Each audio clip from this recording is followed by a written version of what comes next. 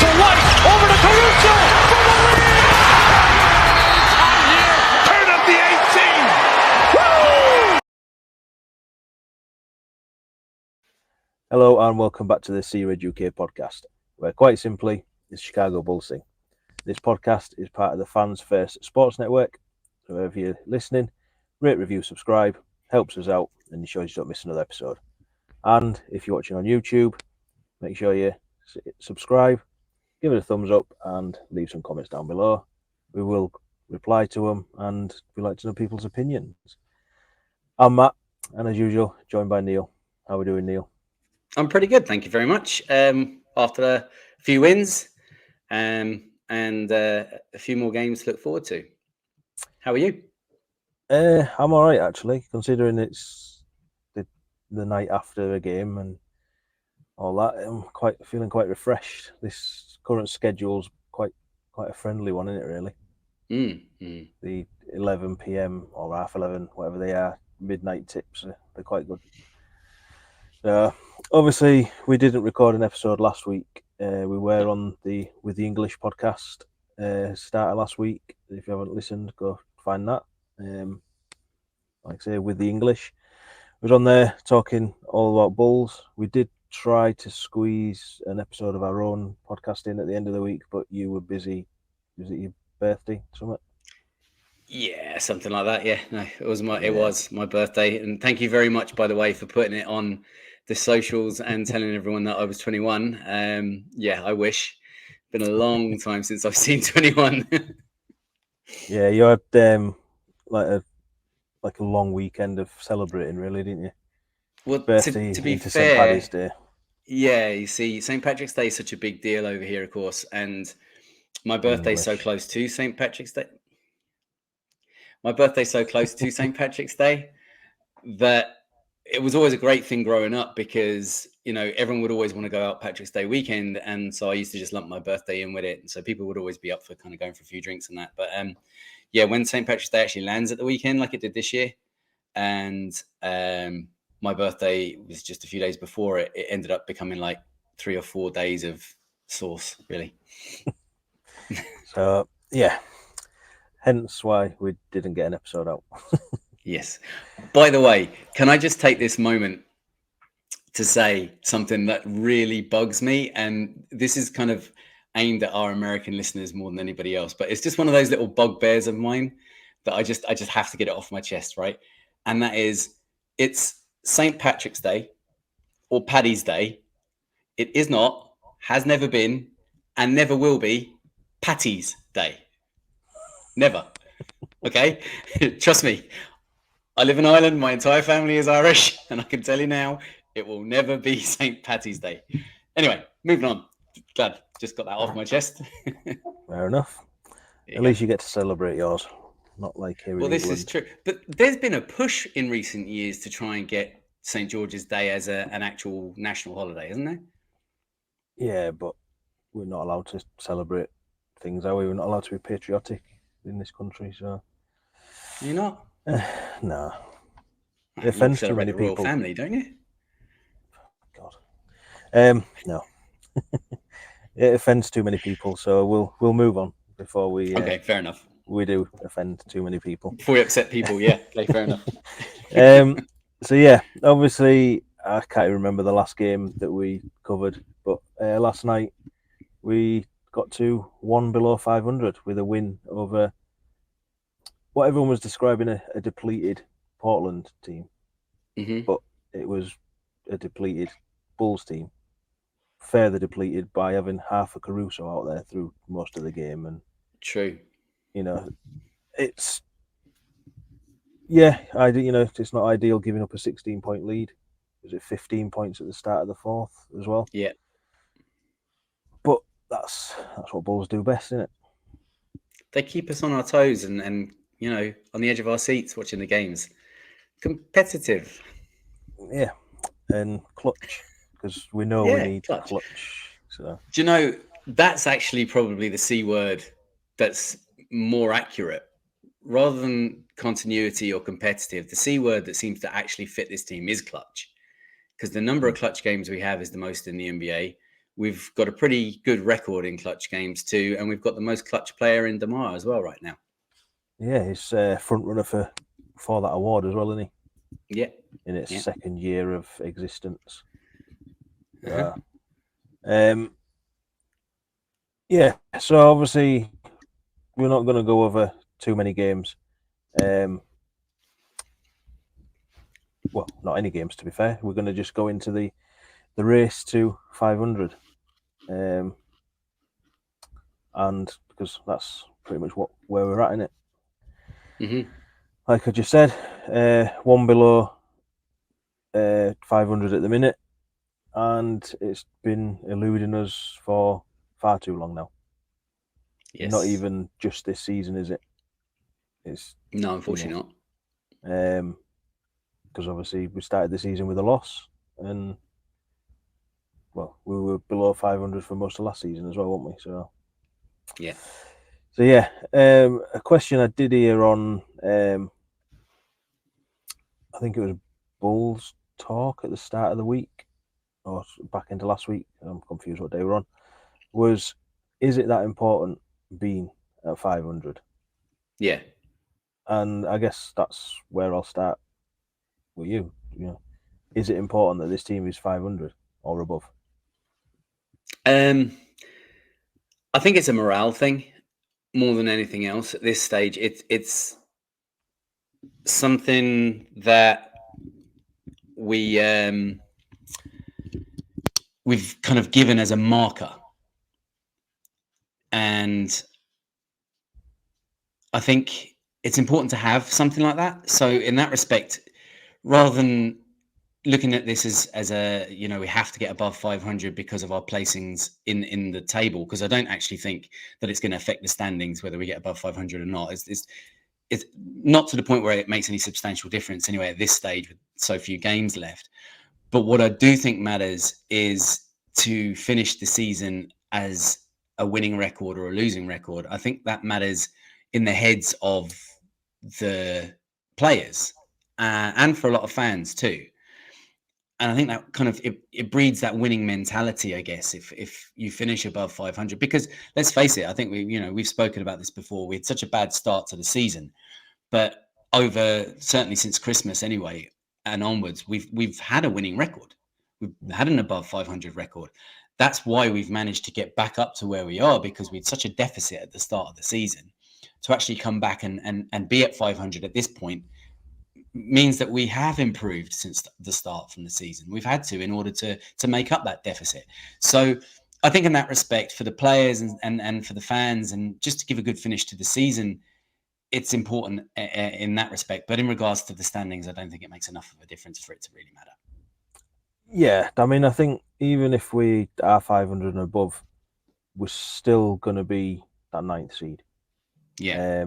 And like you just said, apart from that 5-14 start, the teams look pretty good. All right, we've had losses like the Pistons loss. Obviously, Mavericks lost last week, where you're just thinking, what the hell is this? But then we've also had some good wins in there. A lot of clutch wins, as we've just mentioned. But, and since we went 5-14 against Celtics, which conveniently we could be at 500 to face Celtics, see how that goes. We're quick maths 29-21 in that period since 1st of December, which that's a decent looking team. If you finish with that sort of a record at the end of the season, I mean, I can't work out off the top of my head what it would be.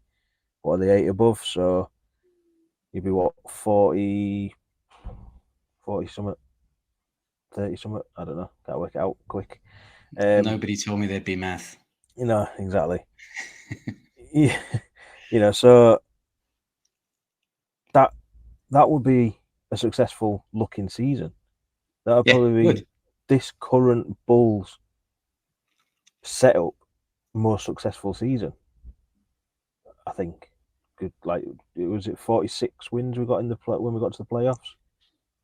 Yes. So it might match that, going off quick maths. I don't know. Like I say, I can't work it out off the top of my head. But in and around anyway. yeah, so it would be up there as this current setup's most successful season, or looking season in the record books anyway. But it's like you said, aside from that, it's what it does to players like Kobe, Ayo, even as far down as like Julian Phillips. Mm-hmm. It, like we've said time and time again, it breeds that winning mentality. You know, these clutch games that we're getting in. To me, that's a positive for a lot of this core group of players, because they're learning how to win games that ultimately they shouldn't be winning, Mm-hmm. or deal with things in, you know, the clutch situations. All right, yeah, they tend to hand it off to Damar a lot of the time, but I've noticed Damar's kind of pushing it away a little bit as well recently. I thought, what game was it last week where Ayo was trying to pass it to him and Damar was just like, no, you go, and Ayo got the bucket in the end. You know, so that's all learning things. You know, for Ayo in particular. Do you know what I mean? And Yeah. you could even say it's a learning curve for Damar in passing it off a little bit. Yeah. You know, if we are to bring Damar back, then it's all going down to that mentorship, that leadership role for him as well. You know, to try and actually bring these players on instead of that. What everyone's saying is that he's stopping these players from developing. If he's encouraging them to develop, you know, then obviously we've spoke about Damar before and whether to bring him back or not. So, you know, we'll see what happens there. But yeah, to me, it is important that they get above 500. And obviously Thursday, Friday morning when we play Rockets, that's the chance, isn't it? And Yeah. you know, I mean, I've got the next few games wrote down as well, and I've given my predictions. Obviously, I'm going to throw them across to you in a minute, to see whether we think we can actually get to 500. And yeah, like I say, I think ultimately we still finish ninth, whether we're above 500 or below 500. Just looking at the way things are going, we have actually got a game against Hawks as well coming up, which, you know, is probably going to be a curtain raiser to the playing, essentially, in it. It's or a dress rehearsal, however you want to word it. Well, yeah. I mean, before we go through the remaining fixtures, is anything else that you wanted to say on it? Not really. I think we're both in agreement that it's the mentality, and it's like you say with these clutch games in particular. It is teaching them not to drop their heads. It's teaching these young guys, and not even just the young guys. I mean, we've seen every player all the way through dropping their head, especially the likes of, like, we've seen Vooch do it, we've seen Zach do it. You know, everybody is unfortunately culpable in that respect at some point or another of dropping their heads. And I think this has really taught them to dig deep and keep the heads high and keep fighting to the bitter end, and you can turn games around. And it's great to see that. And like you say, it is part and parcel of the evolution of Damar as well, which is great to see, because, you know, he can't play forever. And if he does remain a Bull, it's good to see that he's beginning to get to that stage where he is bringing the young guys up along, almost readying them to take the baton. Yeah, and I mean, I'm trying not to say too much, not jump into the next segment too much, but it can only be a positive thing to get above 500, you know, especially the way this season's gone, and that's obviously what we're going to talk about in the next segment. But before that, we'll go through. We've got 13 games left on the regular season. Okay. Obviously, we currently sit 34-35 in the record. We've got Rockets, or we're at Rockets next. Right. I'm struggling with that one, to be fair, because it was an overtime win against them last time. I think they've got a pretty decent home record as well Mhm. this current season. They have just lost Sengun, who tends to destroy Vooch. Yep. Because why not? But yeah, in the end I went for a win in that one. Okay. That gets us obviously then to 500. Yeah. And I think I'm going to go the same way, purely because they don't have Sengun or Shengun. I think if he was playing, it would be a much trickier one to predict, based on the fact that you've already said that Shengun tends to play quite well against us, and he tends to play quite well full stop anyway. I know you're kind of dealing with Fred Van Vliet, who's another one who's a bit of a balls killer. But I just think we have the edge with Shengun being out. Well, Yeah. I say that it depends on Drummond as well, whether or not he's got his tooth fixed. Place a no go. Yeah. I mean, obviously, I'd imagine a lot hinders on Kobe White as well going into that one. True. So still not 100% sure whether he's back. He's out for the Celtics game or what yet. So yeah. Obviously, moving on to that, we've got a 3 home game stretch, starting with Celtics at the weekend.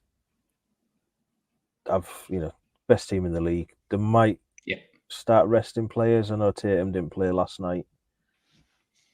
Surely they've still got too much. No, they've still got too much. It's yeah.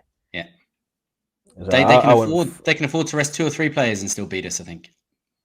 Yeah. And that's the problem. Yeah. So yeah, I'm sick of you going for an L as well in that one then. Oh yeah. So obviously that would then make us one below again. Yep. And then it kind of eases off a little bit after that. We've got Wizards again Monday, Tuesday, whatever day it is. I can't remember now. I think it's Monday/Tuesday morning. Obviously, we've seen what we did to Wizards at the weekend. I think they've had further injury problems. Yeah. The rookie, I can't remember his name. I saw that actually. He's just gone out. They might get other players back by then, but they're the worst team in the league at the minute. So that's not necessarily a good thing for Bulls, but I did go for a dub in that one. Okay. Yeah, I will too. Definitely. Back to 500. Yes. Then we've got the team that DeMar DeRozan owns to finish this home stretch, the Indiana Pacers. Now, they're just as up and down as Bulls at the minute. Since signing Siakam and the injury to Halliburton, they just don't seem to be able to string anything together, do they? Yeah. But I think they're going to want revenge, and I've gone for an L in that one. Okay. I was going to go for an L, but you know what? I'm going to go for a dub just because you've gone for an L. just to keep things different.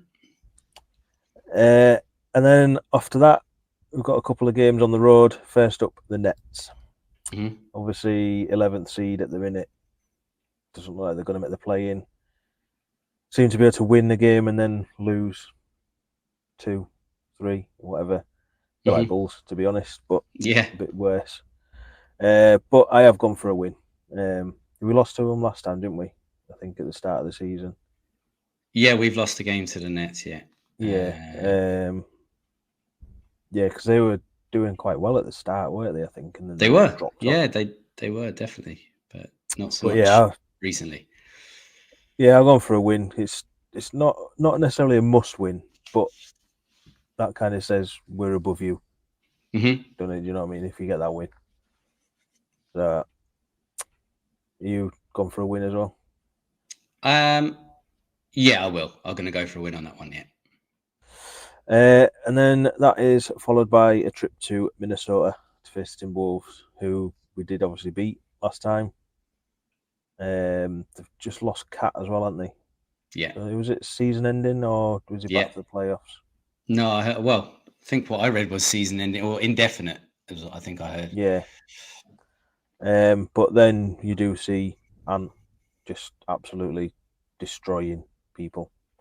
Yes, like last night. Yeah, John Collins. So I've gone for an L in that one. Yeah, I am too.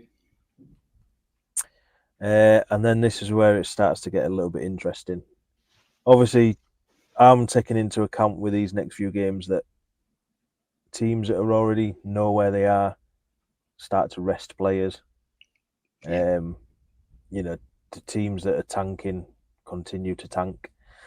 But yeah, on the back of that, we've got a couple of games at home. First up is Hawks, like I say, that dress rehearsal for the play-in probably. I've gone win in that one. I'm going to go loss. Ooh, controversial. Mm. Hopefully we're doing enough to stay above them at that point. Yeah. You know, that if we get the win in that one, that kind of should just about seal that ninth spot. I think they're about 3 games behind us at the minute. They are 30 and 38 at the moment. Right, so yeah, about maybe is it 3.5 games, something like that. It'll be worked out to be 3 less losses.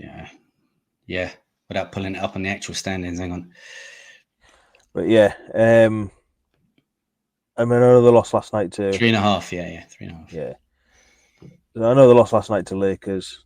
As long as they pick up L's while we're picking up dubs. Yeah, exactly. Yeah. And then we've got the Knicks, which we'll talk about again, possibly at some point. But obviously, it was very Knicks heavy to finish the season, unfortunately. Yeah. And this is what I mean. Are Knicks confident that they're in the playoffs and start to rest people? I know OG Anunoby's gone out with his elbow injury again. Yeah, but you've got to ask yourself who the coach is and will he rest people? Billy Donovan. No, although he's nearly as bad, but yeah. Yeah, that's something else we'll get into in a minute. But yeah, Knicks at home. I've gone for a win. So have I. Funny that. Then we go on the road to Orlando to face Magic. Yes. And I've gone for an L in that one. Okay, I'm actually going to go for a dub on that one because I think Orlando are a bit of free fall. You think that, and then all of a sudden they put 2 wins together or something like that, and it's like... True. But then I think they're pretty much secured in the playoffs as well, aren't they? Near enough. Yeah. Hang on a second. Because then after that, we're back home to face the Knicks again. Yep, on your birthday. Yes, that is. Unfortunately. Yeah, I've gone for an L in that. So I've gone back-to-back L's. Oh, I'm going to say we dropped that one. And then the last 3 games, like I said, at this point of the season, teams are probably just putting out G League players. Not Billy, because Billy won't do that. But no, he'll still be playing DeMar 40 minutes. Yeah. And it actually finishes 3 road games. First up is Pistons. Yep. We need revenge. I don't care if Billy plays DeMar 40 minutes in that game. We're not getting beat by Pistons again. Nope. I agree. 100%. That's going to be a win. Yeah. And then on to Wizards. Again, we're not going to get beat by the worst team. We just can't. Don't care what team we're putting out at that point. But yeah, so I've gone with a win in that one. Agreed.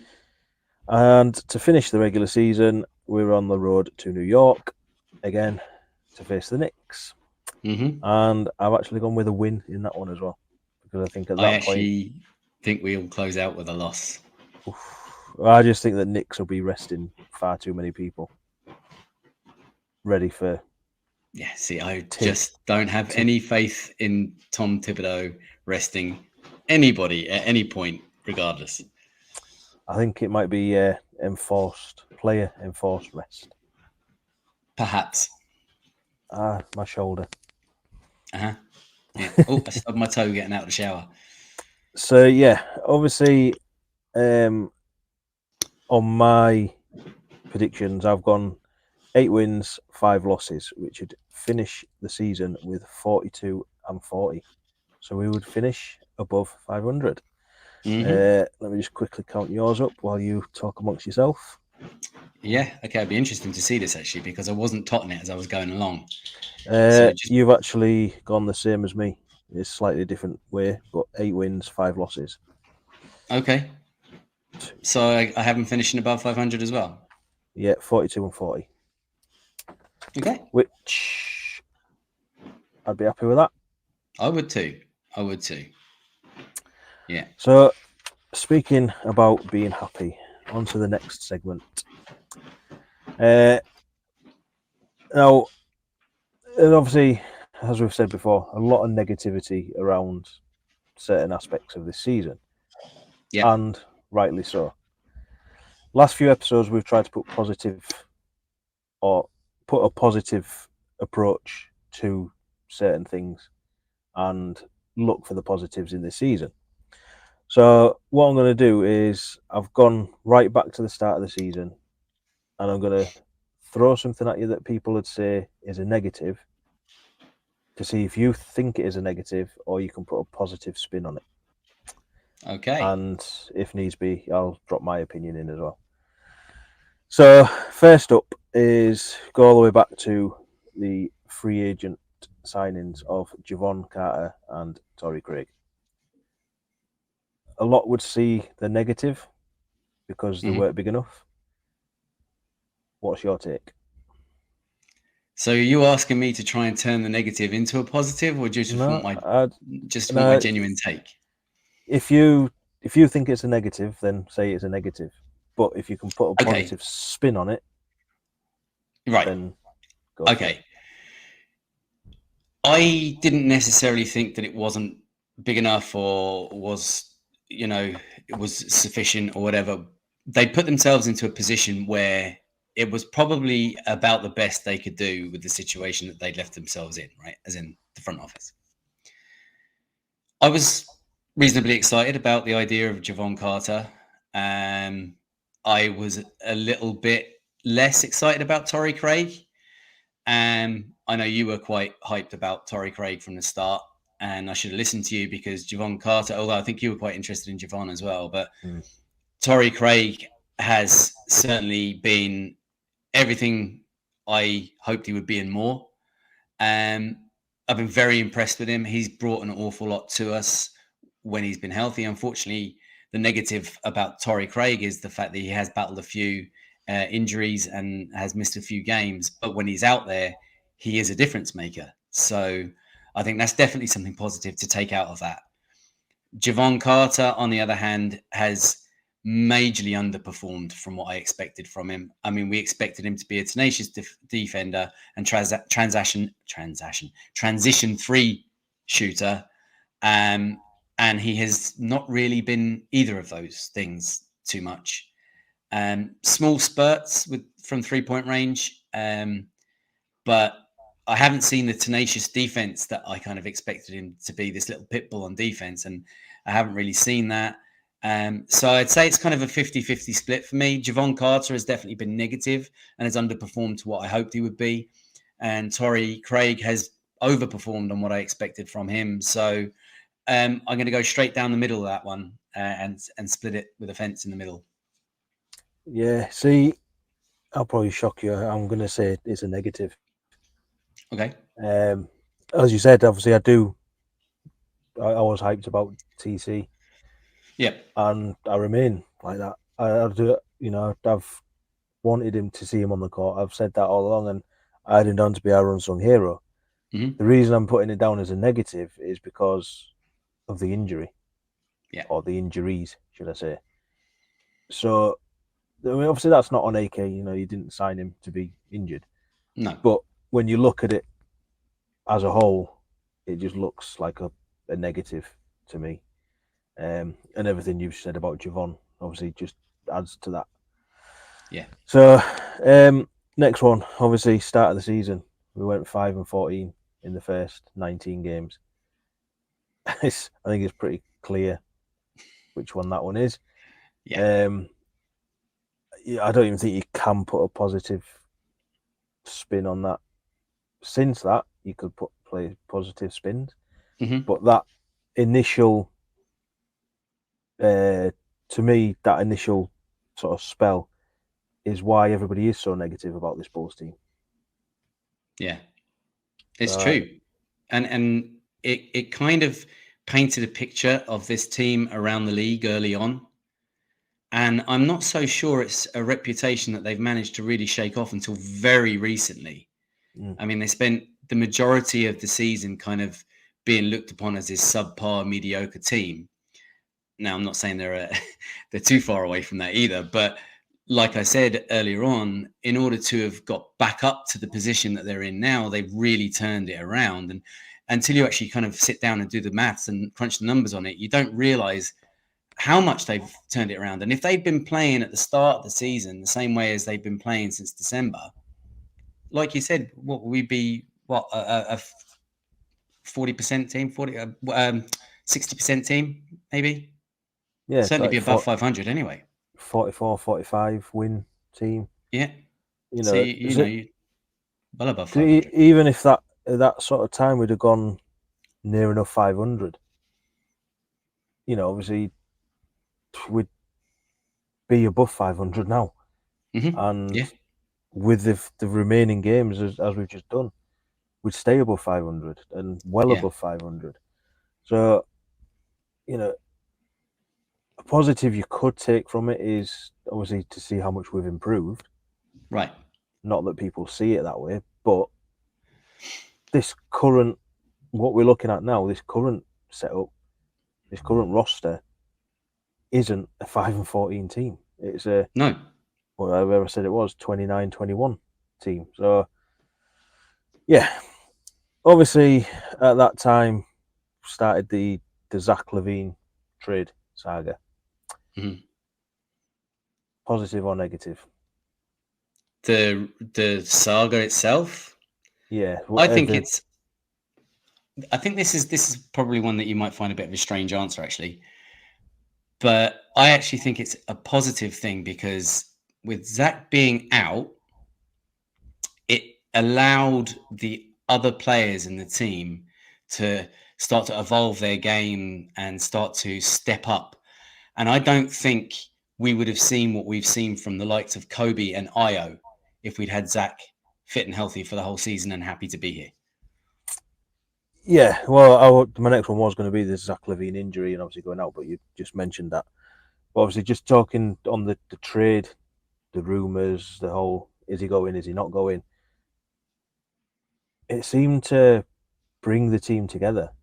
And the positive for me is it's got AK thinking or Acme thinking, we need to do something. That's it. Continuity, done. We need to move on. We need to break this core up. And Zach's the piece that's going. So to me, that is the positive that comes from it is they've had to do something. Obviously, it didn't come in the end, but they were trying, apparently. And they're going to try again in the off season. So yeah, at the time it was like it was doing my head in. Is he going? Is he not? You know, as it probably was with the rest of Bulls Nation. And we still don't know if he's staying or going, but at least we know Acme are looking at changing something. Yeah. Another C word. So, yeah, like I say, the Zach Levine injury, you just sort of covered it quickly. Yeah. It's a positive. It's obviously a negative to lose a player of his abilities for as long as we've lost him. But like you said, they've given the keys to Kobe. Ayo stepped up, you know, and that's kind of like the sort of the next part of it is positive or negative. The amount of injuries and this whole next man up mentality that's come from it. Well, I mean, it's never a positive to lose players. It's never a positive to have to keep regenerating the squad in order to fill the gaps where players have dropped off and players have gone down. But in a crazy kind of way, it has allowed, again, kind of like the Zach Levine injury, like I spoke about, it has allowed that next man up mentality to come back into this team, because as we know, that next man up mentality was here in previous iterations of this Bulls team.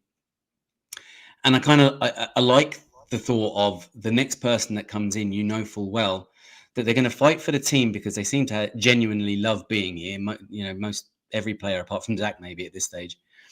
And they also know that this could be their shot. This could be their chance to make an impact, to impress Billy, to actually earn minutes, and to create a situation for Billy where Billy's having to make the tough decisions.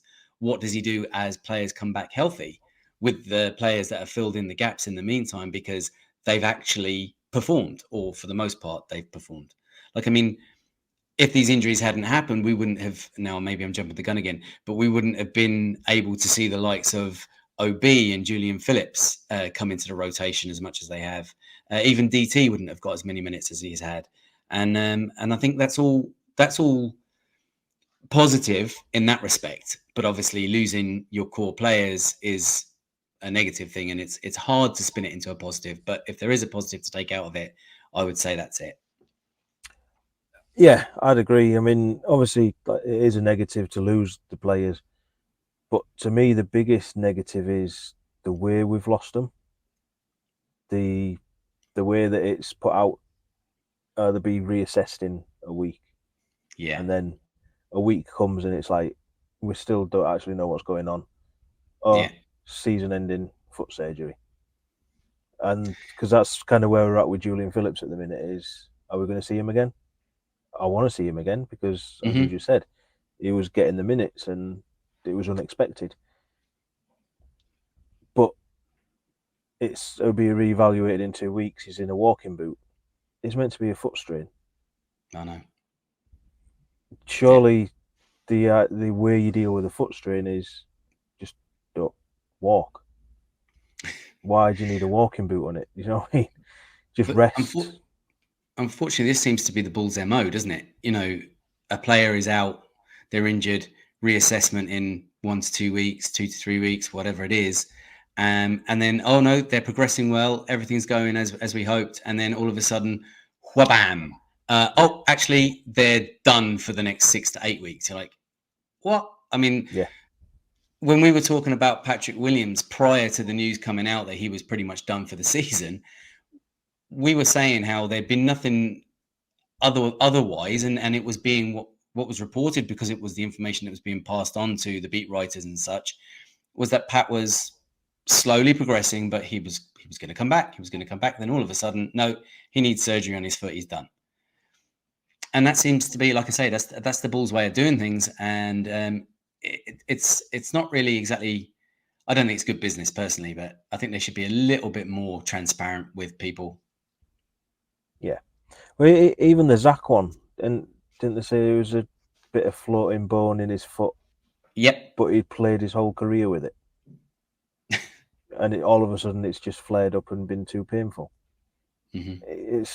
It just doesn't make any sense. And to me, that's the negative. But the positive is the whole next man up thing that we've seen, and until Julian Phillips gets his injury. Next one, and well, the next two are kind of tied in. You'll probably end up jumping the gun a little bit, but the no moves at the deadline again. Yeah, very hard to put a positive spin on that, to be honest with you. The only thing was, I was glad that they didn't make a move for the sake of making a move, I suppose. But yeah, I mean, everybody just wanted to see something. You know, the whole of Bulls Nation just wanted to see them trying to improve somehow and to replace somehow, because at that stage we knew we had players down and out, and we have gaps in the roster, and everybody hoped that they might try and plug those gaps, even if it was only short term. And it didn't happen. Now, as it's turned out, it's kind of hard to say, oh, well, they really effed up or whatever, because they've been winning. They've been playing okay. Yeah. Yeah. But I suppose the positive to take out of that was we finally dropped the word continuity, and AK replaced it with competitive. I think that's not taken too long for competitive to become the new word that pisses people off, but there you go. So I suppose that's the only way I could spin that one. Yeah, to me, it's just a negative, because we wanted the change, but then I suppose the positive is we're still winning games. Yeah. And as we just said, if we can get above 500, it's what it does to the players mentally and stuff like that. Yeah. So, but it also makes AK think he knows what he's doing too. Yeah, that's the bad side to it, isn't it? Obviously, the next one followed on from that, the OB signing, which was the move that we made. And the reason why I've thrown it in is because at the time, everybody was like, why have we gone to him? Why haven't we gone on the buyout market? Why are we bringing somebody up out of the G League that's played 6 minutes of NBA basketball or whatever it was at the time? Move forward 5-6 weeks, whatever we are now. Yeah. And yeah, as soon as his name is mentioned on Twitter, Bulls Nation just go mad and crazy, and they're all saying, "Oh, my goat, my goat." It's like, no,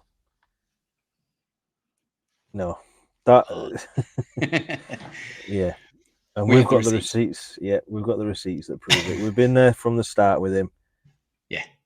I enjoy seeing everybody go mad for it, but it's great. just like, just remember what you said 5 weeks ago. Yeah, it's great, and I'm delighted for OB himself. I mean, you can see by him, he is absolutely loving life right now. Do you know, he's like a kid in a sweet shop. He really is. He just, every single thing that they do right on the floor, he's celebrating. Anything that kind of starts going a bit negatively, especially if it's a physical altercation, he's there and he's ready, and he's like rolling the sleeves up, ready to get stuck in.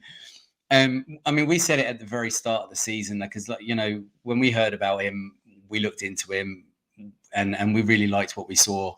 And you got in contact with that Turkish Bulls fan whose name escapes me. You might remember it.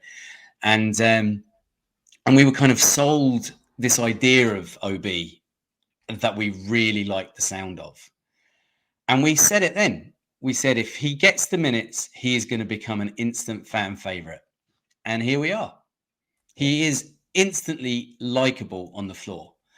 And the great thing about it is, very much like a lot of the European players that play in Europe first and then come over, which is why so many of them are having success in the NBA. But to use a Chicago Bulls example, Tony Kukoc, he was even higher in his game in Europe. But similar sort of thing. He'd played before, he'd played at a high level before, and he comes over to the NBA, and it didn't take him that long to kind of start to adjust and learn the game that little bit. And you can see him, like, if you put out the rookies, or if you put out some of the younger players onto the floor, it takes them a bit of time to learn the game, know where to be offensively, defensively. And he's kind of already got that. It's already there. You see him, he's constantly moving.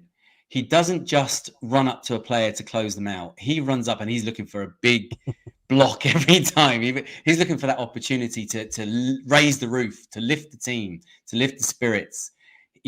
Everybody thought, oh, he's just a 3-point shooter. But, if you go back and you look at our podcast at the start of the season when we were talking about him, we talked about the fact that he was a 2-time slam dunk competition. We talked about the fact that he was a distributor of the ball, not just a shooter of the ball. And that's exactly what people are beginning to see now over the last few games with him. He's kind of an all-round player, and he's in his early days. He's only in his early inception as an NBA player. And look at the impact he's had in a short space of time. I mean, I can't rave about this guy enough. I'm very excited that he's got his opportunity and he's seized it. Yeah, I mean, it is obviously a massive positive, the whole signing. or Yeah. bringing him up, not signing. And obviously the hope is now that he is back next year. I think he's 1.8, 1.9 million, something like that. And yeah, he's going to fall further down the rotation when this team's healthy. It's just going to be the way it is. Yeah. But I think what he's doing is he's earned Billy's trust. I mean, was it 25 minutes he got last night? Yeah. And And clutch it's minutes like I too. said to you in a message last night when we were getting, or we were looking at I think it was the halftime stat lines, wasn't it? And I said, which one would you take? And because Dalen stood out because it was just a bit of everything. Mhm. Whereas I said to you, the thing for me with OB is like what Caruso was, where the box score doesn't do him justice. You've actually got to watch his game. He gets Yeah. a lot of the hockey assists because of the way he can pass the ball. Mhm. That doesn't go down on the box score. I mean, he got one last night, didn't he? On the where he was running down, gets it to Io gets it back into Vooch slams it down. Yep. Do you know what I mean? So whereas some other players maybe would have took it themselves, wouldn't have tried to pass it to Io in the first place. You know what I mean? So there's that IQ there with him, and Definitely. There's definitely still parts of his game he's got to work on to get up Of to, course. his defense. I like his defense. Like you say, he's constantly moving, but it Mhm. is very erratic at times. Maybe if he can control it a little bit more, he would get them blocks. But the effort's there, Yeah. and sometimes what he's doing is just enough just to put the shooter off, and that again doesn't go down in the box score. Yeah. But on the eye test, you see him doing it. Yeah. And I think that is the big thing with him is he is an eye test player Mhm. rather than a box score watcher player. With a And few of those now. yeah, and he's going to be very, very cheap for the next 2 years, hopefully. And like you said, in 2 years' time, where's he going to be at? Do you know what I mean? And hopefully get an extension with the Bulls Yeah. and a very valuable role player at that point. Definitely. So the next one I was going to go to was clutch games, but we've kind of covered that in the race to 500 thing. It's a positive because of the mentality that it's bringing. So the last one I'll throw at you is Billy Donovan. Positive or negative? See, I'm not a Billy hater, right? I'm not. And there's a lot of people out there, as we know, that are.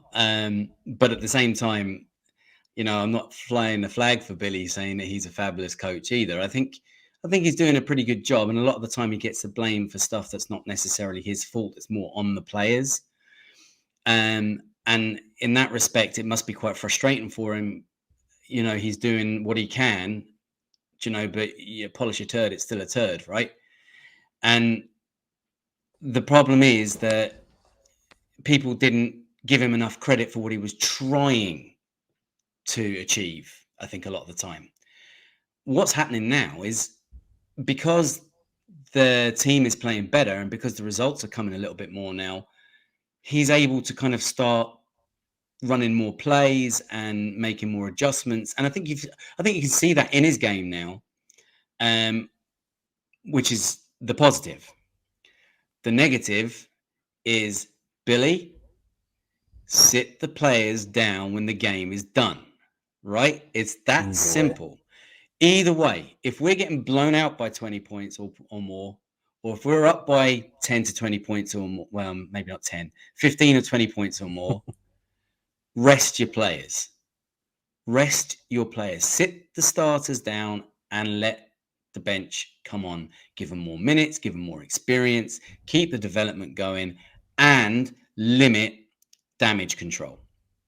Because at the moment, we've got players that are dropping like flies, and a lot of the time it's because they are out there when they shouldn't and don't need to be out there. Yeah, I think you pretty much said everything I was going to say. I'm not a Billy hater. I'm I'm frustrated by Billy with certain things he does, but I have a sort of, not sympathy, I don't know what the word is, but that sort of side to it, because the position he's in isn't his fault. He hasn't gone out and injured these players. He hasn't constructed the roster in the way it's constructed. He's basically working with what he's got, which I guess is maybe why we are seeing DeMar as the most minutes in the NBA, because we need him, basically. But like you just said, if the game's done either way, just sit him. You know, we've just raved about OB. We don't know what we've got until we see it. And that goes as far as Dalen Terry, Julian Phillips, and then you go down to like Henry Drell, Adama Sanogo. I'd even throw Andrew Funk in there. Mm-hmm. You know, OB wouldn't have had his opportunity had all these injuries, because Billy wouldn't have played him. Billy has to play him now. The fans would riot if OB wasn't getting minutes now. And I honestly believe the same would be said with Sanogo. If he gets his minutes, I think the fans would love it. Yeah. And if you lower your expectations, I think, with these players as well, and just appreciate the fact that they're out there giving the likes of Drummond a rest or Vooch a rest, whoever it happens to be that they're coming in to replace. If Sanogo gets 5 minutes and he picks up 4 rebounds and 6 points, for example, that's a good shift, in my opinion, because he's gone out there and he's done what he wanted to do. But people will be expecting him to go out there and get 10 minutes and put up 20 points, 20 rebounds, because, why not? And like I say, we just don't know what we've got until we see it. Yeah. And when you're up by 20 points against the worst team in the league, why is Caruso still out there diving on the floor with 2 minutes left? It's just, and I said in that Wizards game in particular, the starters didn't want to be out there. That's why the lead was getting cut, because they didn't want to go into contact. They didn't want to risk injuries, and they were tired. I mean, DeMar had pretty much took the whole night off anyway. He proper chilled in that game, and I think that's his veteran head coming in. He was like, I can still influence the game, but I don't need to be DeMar DeRozan. And then when we needed DeMar DeRozan, he was there. And then he clotheslined that guy to the floor, and that was him getting involved. But no, I'd say overall for me, I'm just 50-50 with Billy. There's certain things he does that just frustrate me, but I don't want to criticise him for the position the team's in. At the end of the day, it's not him that misses the 3-point shots. It's not him that misses the rotations on defence or whatever. Yeah. So, and at the end of the day, he's working with what he's got, whether it's the Twin Tower lineup, playing Dalen Terry 20 minutes, as some fans don't like to see that, so I think he's just basically working with what he's got and doing the best he can. Right. So we're going to finish the episode on, well, a positive, I guess. Well, I think so. Positive for you. Yeah. Obviously, in the description, the tweet that goes out, we have said that Neill has got a big announcement. And, the floor is yours. Yeah, well, like we mentioned at the start of the pod, it was my birthday week, and I have to say I had a pretty impressive birthday present from my family. A few of them chipped in and said to me that they want me to go to Chicago to see a game before the season is up. So, of course I said, no, it's fine. No, I jumped on it, of course, started looking into it, and I am coming over to Chicago. I'm going to watch the game on the 5th against New York in the UC. So I can't wait. It's a long, long time since I was in the United Center. Can't wait to get back there. And of course, the last time I was there was through work, I used to go to the games, as I've mentioned on the pod previously. So I used to go to the game on my own, sit down, watch the game, and head away back to the hotel, and that'd be the end of it. But this is the first time where I kind of have made a few connections through doing this, through C-Red UK, and I'm hoping to meet up with a few people, anybody that's going to be around, that's maybe going to the game or is going to be around for the weekend. Hit me up, let me know, and we'll try and arrange meeting up. That'd be great. And I'm also planning on watching the Orlando game somewhere in Chicago. I don't know. I haven't decided yet where I'm going to be or where we're going to watch it. But yeah, so I'm dragging a friend of mine over with me so you can hear a real Irish accent if you want to, instead of just my blended plastic paddy accent that I have. And I can't wait. So I'm going on the Thursday to the Monday, and it's going to be awesome. Can't wait. Yep. And fair play, leaving me to do all the work. Well, listen, the first thing I did, the first thing I did was send you a message and say, "Can you come?" Yeah. But unfortunately, it's going to be a solo effort. Well, like I said, I'm bringing my friend with me, but it's going to be a solo effort on regards to C-Red UK. Unfortunately, it's not going to be the duo. It's just going to be the Uno. But we'll get there again in the future. C-Red UK from both sides of the water. Exactly. I'll take the sacrifice and I'll stay here. Don't worry about it. Someone's got to earn the bread, haven't they? But we don't know how it's going to work or if it will work. But somehow, some way, we'll try and do some sort of link up, or I'll get something out there while I'm in Chicago, whether it's a pod or whether I put together some sort of like a little montage or something. We'll come up with something and we'll have something out there for people to watch. Yeah, because obviously if it's a pod, it'll mean me being up at 1 o'clock, 2 o'clock, or 3 o'clock in the morning. So, yeah. Or it means me getting up early. You're doing it in the afternoon. Yeah, we'll see. We'll come up with something. But yeah, so that is your big announcement, and you know, I actually can't wait for it as well. Yeah, it's going to be great, and see your journey, because I'm sure you'll keep me updated. Oh, no doubt, and obviously be flying the C-Red UK flag the whole time I'm out there as well. So yeah, like I say, fair play, and well, I've got nothing else. Don't know if you have. No. Obviously, that's still 2-3 weeks away, so we will have more episodes in between then or now and then. And we'll see how our predictions go for these next 13 games. They'll probably change game to game, week to week, whatever, but potentially. You know. So yeah, we will be back at some point next week. The schedule is quite friendly towards us at the minute, allowing us to get the episodes in. And yeah, until then, I've been Matt, and you can find me on Twitter at MattCRedUK, and you can find us on all the socials at CRedUK. And you'll find me on Twitter at Neill C-Red on behalf of both Matt and myself, and of course the Fans First Sports Network. Thanks once again to everybody for tuning in. From us both, do remember it's a Chicago Bulls thing wherever in the world you are. And until next time, C-Red people, and go Bulls.